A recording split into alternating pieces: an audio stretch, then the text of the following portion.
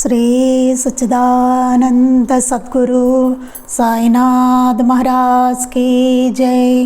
శ్రీ సచ్చిదానంద సద్గురు అలివేలు మంగమ్మ సహిత భరద్వాజ మహారాజ్ की जय।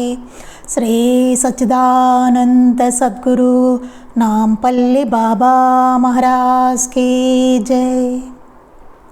జై సాయి మాస్టర్। ఈరోజు సత్సంగంలో మనం శ్రీ సాయిబాబాను సేవించడం ఎందుకు అనే గ్రంథాన్ని చదువుకుంటున్నాం। రచన పూజ్య ఆచార్య శ్రీ కిరాల భరద్వాజ మాస్టర్ గారు। దీనిలో మనం నా వయసు లక్షల సంవత్సరాలు అనేటువంటి ఈ అధ్యాయాన్ని మనం చదువుకుంటున్నాం। క్రితం సత్సంగంలో మనం ఏం చెప్పుకున్నామంటే బాబా సర్వజ్ఞులు అని చెప్పుకున్నాం। ఈ చరాచర జగత్తులో వారికి అనుక్షణం అన్నీ తెలుస్తూ ఉండేవి అని చెప్పి మనం ఇది ఒక మసీదులో బల్లి కూసిన వృత్తాంతం మనం చెప్పుకున్నాం। తర్వాత చాలా దూర ప్రాంతాల్లో ఉన్న భక్తుల్ని, ఆయన ఆపదల్లో చిక్కిన వారిని బాబాని స్మరించిన తక్షణమే ఆయన ప్రత్యక్షమై వారిని ఆదుకునేవారు। అందుకని వారు సర్వసమర్థులు, భక్తరక్షకులు అని చెప్పుకున్నాం। ఇంకా సాంప్రదాయకులైన ముస్లిం సాధకులు బాబాని దర్శించడానికి వచ్చినప్పుడు ఖురాన్ గ్రంథం నుండి అరబ్బీ భాషలోని వివిధ మంత్రాలు వాళ్ళకి బోధించేవారు। మంత్రాలను మధ్యలో మరిచిన వేద పండితులకు ఆయా మంత్రాలను గుర్తు చేశారు। చూడండి, వేద పండితులకి మంత్రాలను గుర్తు చేశారు। ఇదే ముస్లిం భక్తులు వచ్చినప్పుడు వాళ్ళతో పాటు ఖురాన్ గ్రంథంలో అరబ్బీ భాషలో ఉన్న వివిధ మంత్రాలు వాళ్ళకి చెప్పేవారట।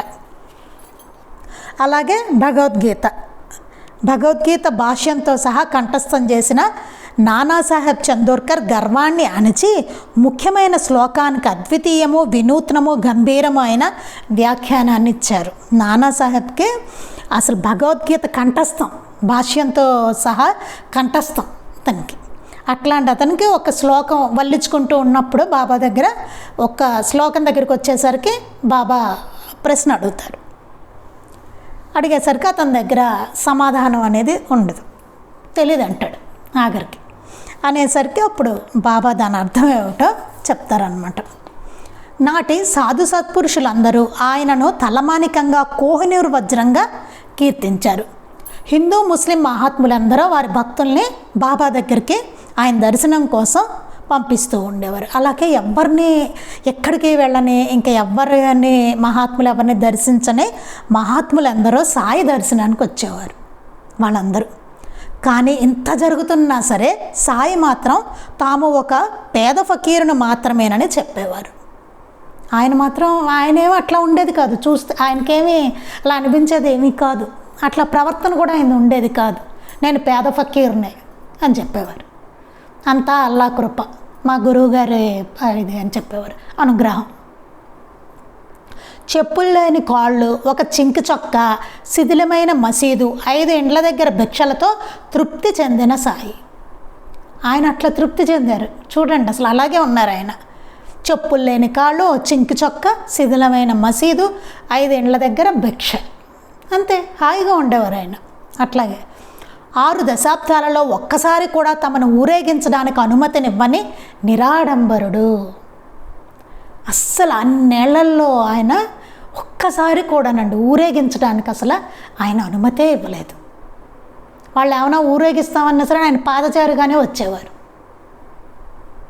ఆ పల్లకిలో కూర్చోమని ఎంత బతిమాలినా సరే, మనకు తెలుసు పురందర అది తెలుసు కదా, జరిగిన సిచ్యువేషన్ అంతా మనకు తెలుసు, లీలామృతంలో చదువుకుంటాం। కానీ ఆయన ఎప్పుడు ఒప్పుకోలేదు। నిత్యము భక్తులిచ్చే కానుకలు సుమారు 300 నుండి 500 దాకా ఉండేవి। ఆ మొత్తాన్ని మళ్ళీ సాయంత్రం అయ్యేసరికి పేదలకు పనిచేసేవారు। చూడండి, ఎంత ఆ కాలంలో బాబా ఉన్నప్పుడు 300 నుంచి 500 దాకా రోజుకి వచ్చేవి దక్షిణలు, ఒక్క రోజులో। పొద్దున్న అలా వచ్చేసి సాయంత్రానికి బంద్ చేసేవారు అంతే। భక్తులు సమర్పించిన ఖరీదైన వస్త్రాలను, అతి రుచికరమైన మిఠాయిలను భక్తులందరికీ పంచి తాము భిక్షాన్నంతా తృప్తి పడేవారు। ఆ తెచ్చిన రుచికరమైన మిఠాయిలు తెగ తెచ్చేవారు అందరూ, ఎంతోమంది ధనికులు కూడా బాబా దర్శనానికి వచ్చేవాళ్ళు. చాలా మిఠాయిలు, మంచి ఖరీదైన వస్త్రాలు బాబాకు సమర్పించుకునేవారు. అవన్నీ మొత్తం భక్తులందరికీ పనిచేసేవారు. ఆయన మాత్రం భిక్షాన్నంతోనే తృప్తి పడేవారు, అంతే, భిక్షాన్నమే తినేవారు. అనుక్షణం పంచభూతాలే ఆయనకు ఆజ్ఞకు లోపడి ఉండేవి. ఆయన మందలించిన మాత్రాన్న గాలివానలు నిలిచిపోయేవి. మిన్నుముట్టిన అగ్ని తల వంచి తగు మాత్రంగా వెలిగింది. చూడండి, పంచభూతాలు కూడా ఆయన అధీనంలో ఉండేవి.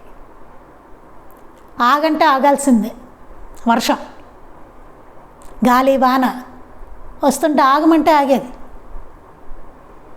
అగ్ని బాగా పైకి వచ్చేస్తుంటే ధునిలో అగ్ని అది తగ్గు అనేసరికి అది తగ్గిపోయేది.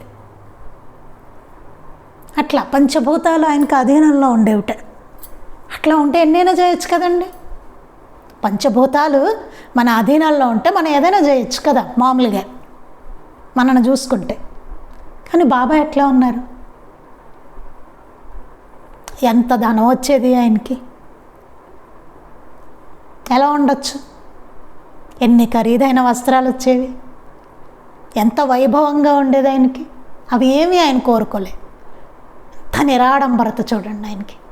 అనుక్షణం భక్తుల్ని రక్షిస్తూనే ఒక పేద ఫకీరుగానే ఆయన జీవించారు.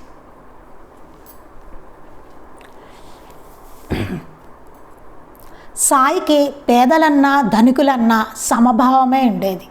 పేదలైనా ధనికులైనా సరే వాళ్ళని సమానంగా చూసేవారు ఆయన. ఒకసారి శ్రీరామనవమి జరుగుతుంటే ఒక వృద్ధురాలు పాప అక్కడ బయట ఉంటుందన్నమాట. ఈ జనాల్లో తోసుకురాలేక ఆవిడ అక్కడ ఉంటుంది. ఎంతోమంది ధనికులు ఎక్కడెక్కడి నుంచో బోల్డ్ తినుబండరాలు, ఎంత ఖరీదైనవి అన్నీ బాబా ముందు పెడతారు. పెట్టేసరికి బాబా అంటారు, నా భోజనం ఇంకా రాలేదంటారు. ఇదేంటి, నిన్ను పెట్టాం బాబా, తినండి, ఇదేంటండి అని అడుగుతారు. అడిగేసరికి శ్యామతో అంటారు, బాబా అదే శ్యామతో అంటారు, శ్యామ అని పిలిచి బయట తోటలో చెట్టు కింద ఒక వృద్ధురాలు ఉంది, దర్శనం కోసం ఇంత జనంలోంచి తోసుకురాలేక అక్కడే కూలబడ్డది, ఆమెను తీసుకురా అంటారు. శ్యామ వెళ్ళి చూడగా అక్కడ ఒక వృద్ధురాలు ఉన్నది. అక్కడ వృద్ధురాలు ఉంది. ఆమె సుమారు 20 మైళ్ళ దూరం నుండి కాలినడకన షిరిడి చేరింది. ఏమ్మా ఎక్కడి నుంచి వచ్చావు? ఏంటంటే 20 మైళ్ళు.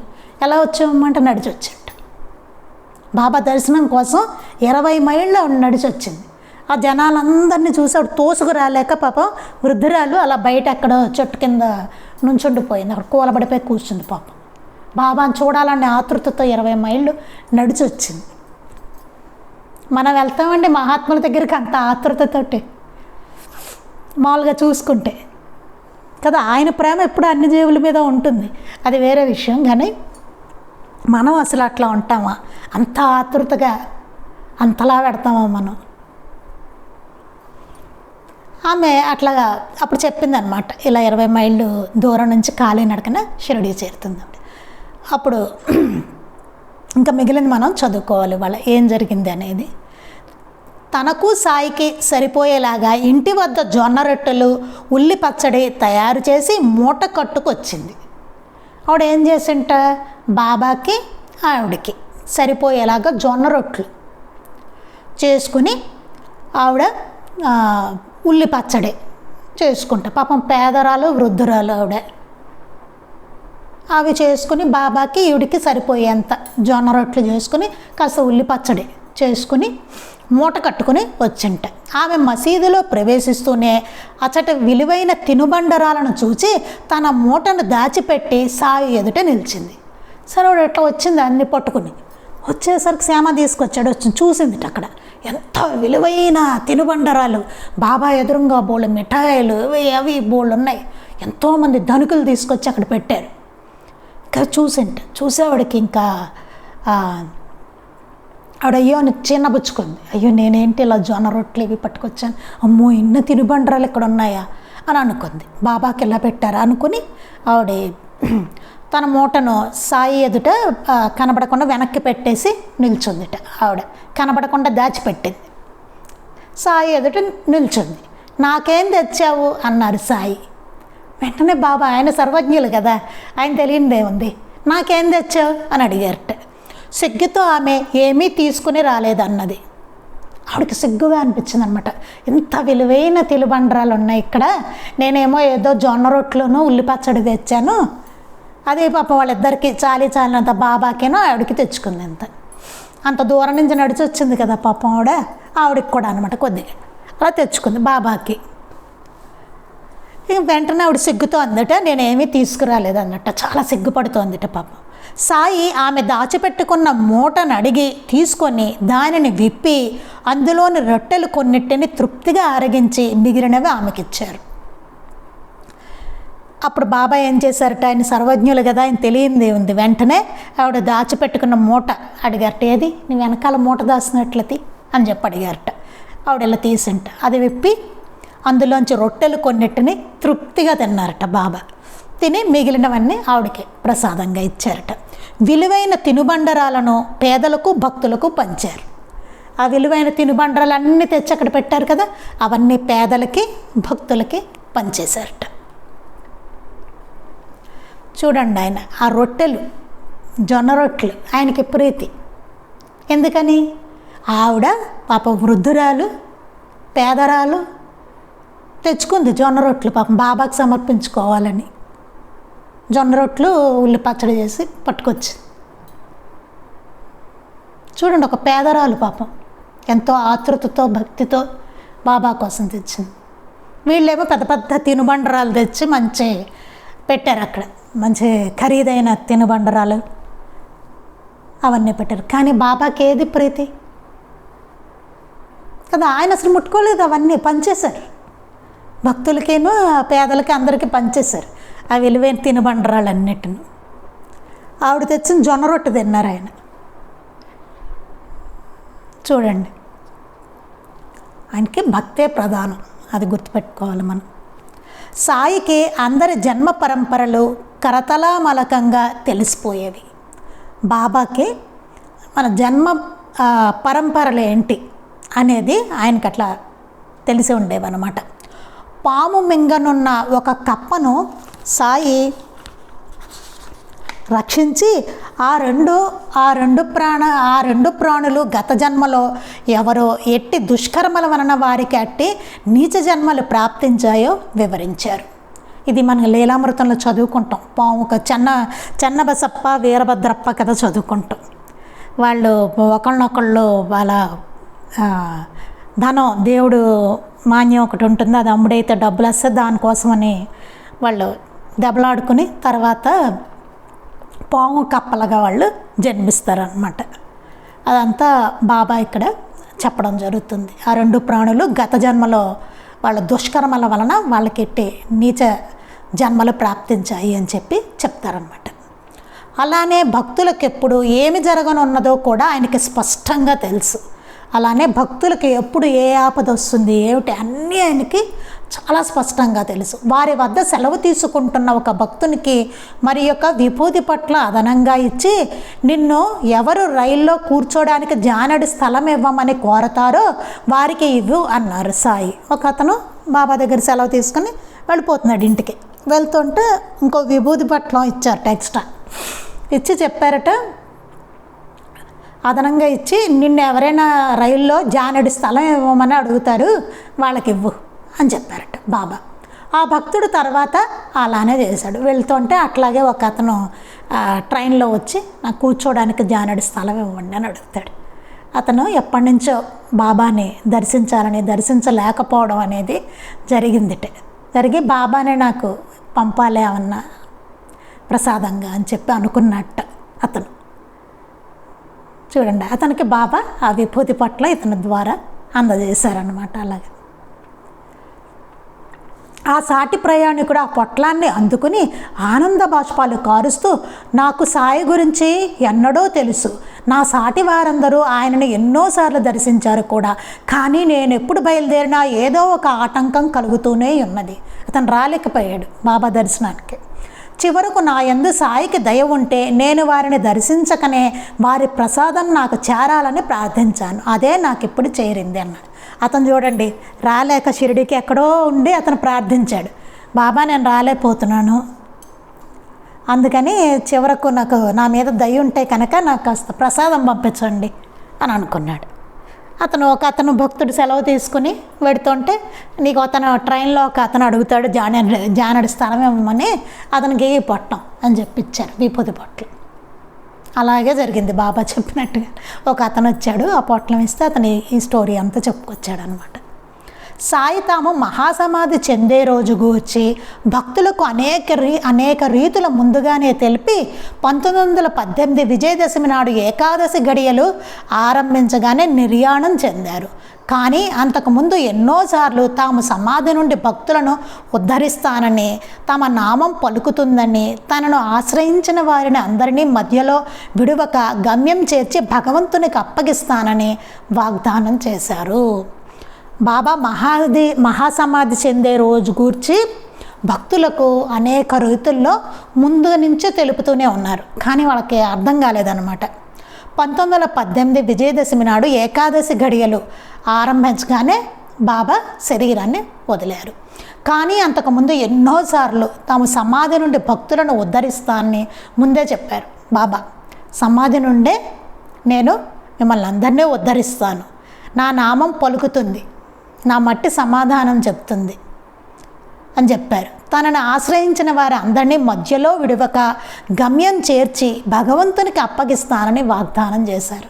నన్ను ఎవ్వరు ఆశ్రయించినా సరే నేను ఎవరిని మధ్యలో విడవను, చివరికంటే గమ్యం చేరుస్తాను అని చెప్పి వాగ్దానం చేశారు బాబా.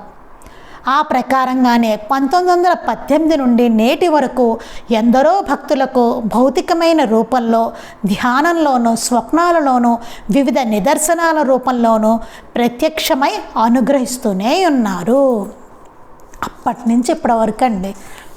అంటే ఇక ముందు కూడా ఎట్లా అంటే బాబా భౌతికంగాను శరీరంతో కూడా, ఆయన సమాధి అయిపోయినా సరే శరీరంతో కనిపించారు ఎంతోమంది భక్తులకి. ఆయన ధ్యానంలో కనిపించారు, స్వప్నాల్లో కనిపించారు, అలా వివిధ నిదర్శనాల రూపంలో ఆయన ప్రత్యక్షమయ్యి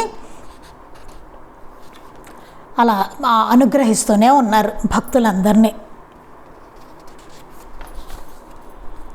ఇక్కడ బాబా ఏం చెప్పారంటేనండి, ఒక ముఖ్యమైన విషయం. ఆయన సమాధి చెందడానికి ముందే బాబా ఏం చెప్పారంటే, ఎన్నోసార్లు తమ సమాధి నుండి భక్తులను ఉద్ధరిస్తానని, సమాధి నుండి నేను భక్తులను ఉద్ధరిస్తాను అని చెప్పారు. తమ నామం పలుకుతుందని, తనను ఆశ్రయించిన వారందరినీ మధ్యలో విడివక గమ్యం చేర్చి భగవంతునికి అప్పగిస్తాను అని చెప్పారు ఆయన. అంటే ఏంటంటే సమాధి అనంతరం కూడా ఆయన ఉద్ధరిస్తారనమాట. అది అక్కడ చెప్పినది బాబా. అంతే, నేను తర్వాత ఇక్కడ వస్తా అక్కడ వస్తానని ఆయన అసలు చెప్పలేదు బాబా. అందువల్ల బాబా తర్వాత అవతారాలు, బాబా అవతారాలు ఎవరు కాదు. ఇది చాలా జాగ్రత్తగా గుర్తుపెట్టుకోవాల్సిన విషయం. అన్నీ మనకి శ్రీపాదస్వామి నుంచి ఆయన చెప్తూ వచ్చారనమాట ముందుగా. నేను తర్వాత ఫలానా చోట వస్తాను అట్లా చెప్పడం జరిగింది, హింట్ ఇవ్వడం జరిగింది అన్ని అవతారాల్లోనూ 4. కానీ బాబా మాత్రం ఆయన ఇక్కడ వస్తా అక్కడ వస్తానని అసలు ఏం చెప్పలేదు. ఆయన ఏం చెప్పారు, నా సమాధి నుండే నేను ఉద్ధరిస్తాను, సర్వకార్యాలు నెరవేరుస్తాను, నేను ఎవరిని మధ్యలో విడవను, నా నామం పలుకుతుంది, నా మట్టి సమాధానం ఇస్తుంది అని చెప్పారు. ఇది చాలా ముఖ్యమైనదన్నమాట. అందువలన బాబా తర్వాత ఇట్లా ఏమీ లేవు, ఇంకంతే బాబా. లేకపోతే ఆయన చెప్పేవారు కదా, అన్ని అవతారాలు చెప్తూనే వచ్చారు. ఏమైనా మామూలు ఇదేం కాదు ఆయనది అవతరణ, తెలుసు కదా మనకి. లేకపోతే ఇప్పుడు షిరిడి అలా ఎలా ఉంది కదా, పరిసమాప్తి లేని సంపూర్ణ దత్తావతారం సాయినాథుల వారు. అట్టి అత్యుత్తమమైన స్థితి తమకెలా కలిగినదో వివరంగా చెప్పారు ఆయన. గురుసేవ వృత్తాంతము అదంతా ఆయనకు అసలు అట్లాంటి స్థితి ఎలా కలిగింది అన్నది కూడా ఆయన చాలా వివరంగా చెప్పారు. అదంతా మనకి లీలామృతంలో ఎక్కడికక్కడ మాస్టర్ గారు చాలా క్లియర్గా రాశారనమాట.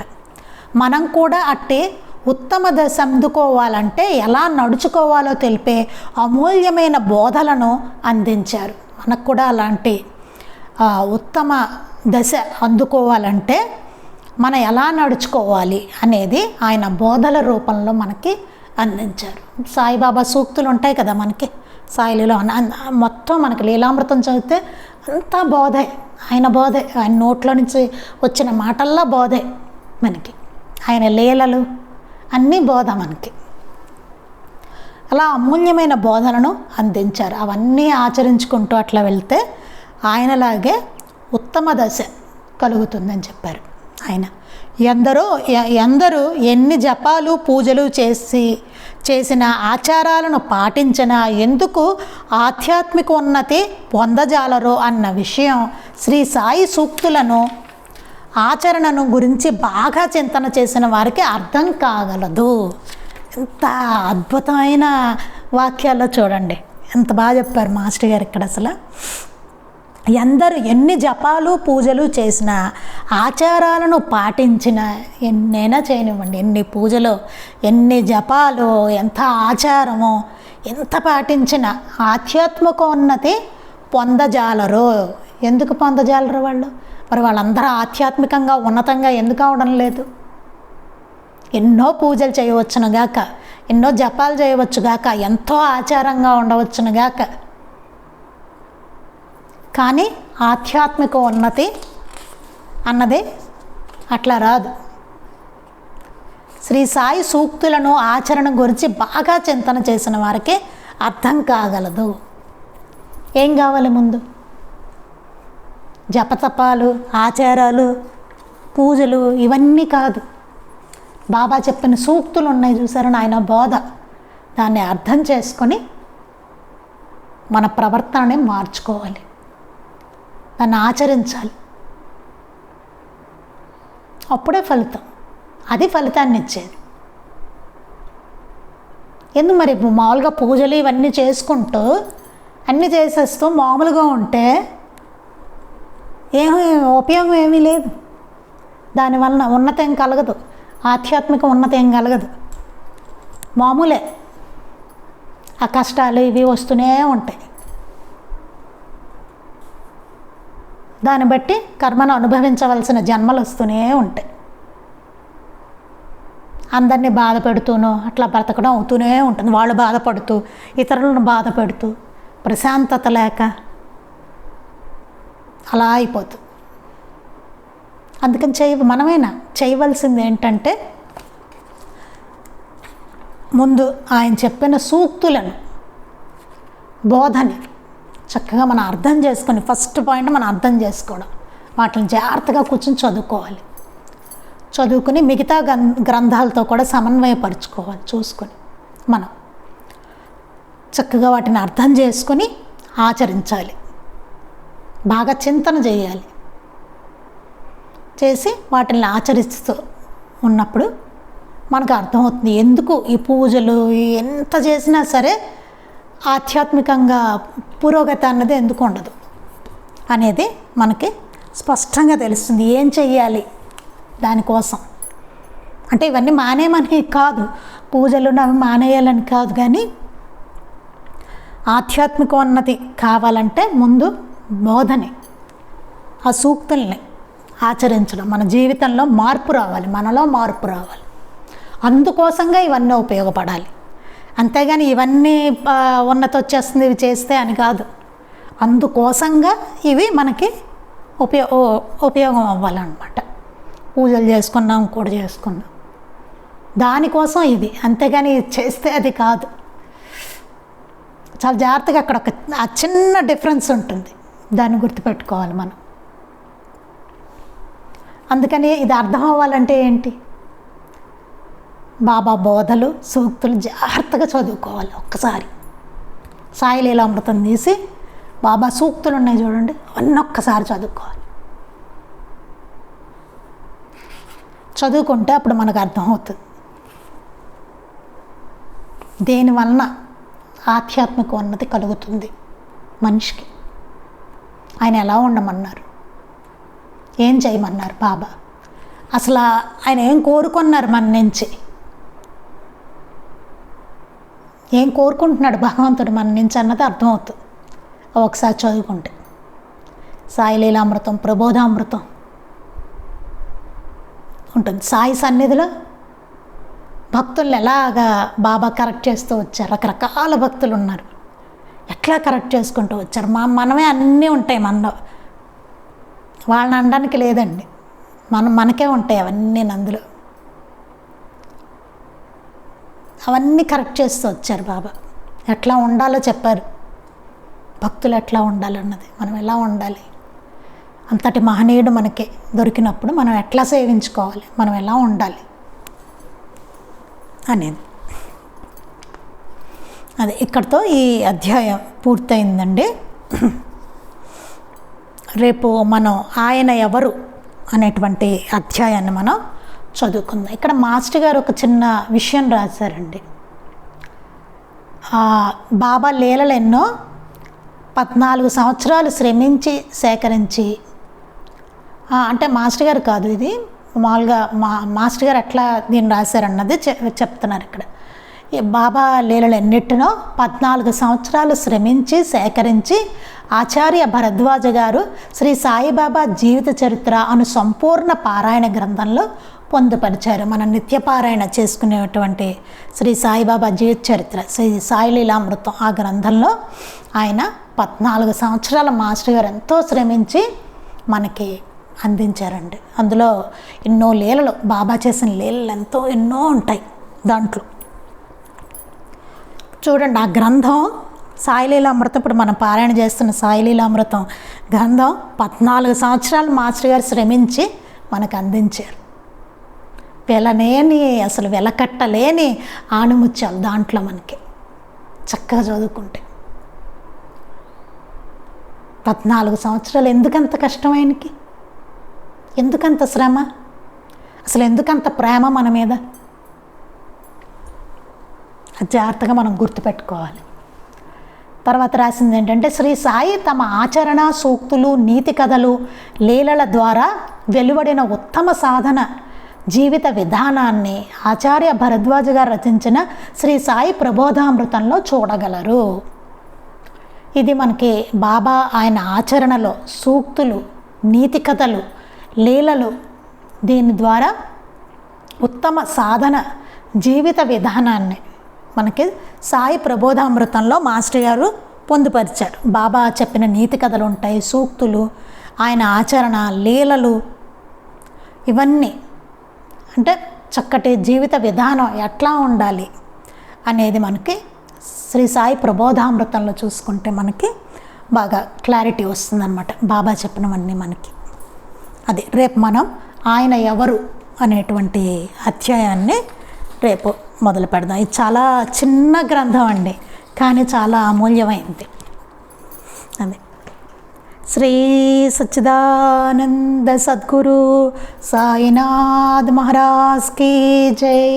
శ్రీ సచ్చిదానంద సద్గురు అలివేలు మంగమ్మ సహిత భరద్వాజ మహారాజ్ కీ జై. శ్రీ సచ్చిదానంద సద్గురు నాంపల్లి బాబా మహారాజ్ కీ జై. గురుదేవ దత్త అవధూత చింతన. లోకా సమస్తాః సుఖినో భవంతు. లోకా సమస్తాః సుఖినో భవంతు.